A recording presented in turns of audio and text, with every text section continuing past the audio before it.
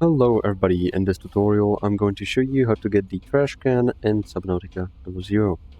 First of all, make sure to like and subscribe and hit the bell for more notifications. So, to get started, go ahead and travel to the Delta Station dock.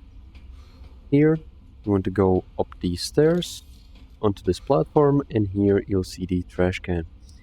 Take out your scanner and scan it. Once you're done, you want to go ahead and travel back to your base.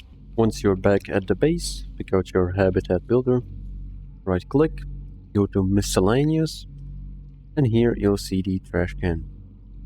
You'll need 2 times titanium, and you can construct it anywhere on the floor. And if you want to deconstruct items in the trash can, you can go ahead and click on it, and here you'll see a inventory in which you can place items which are going to be removed after a while. You can see this is pretty much all. Make sure to like and subscribe, and see you in the next one.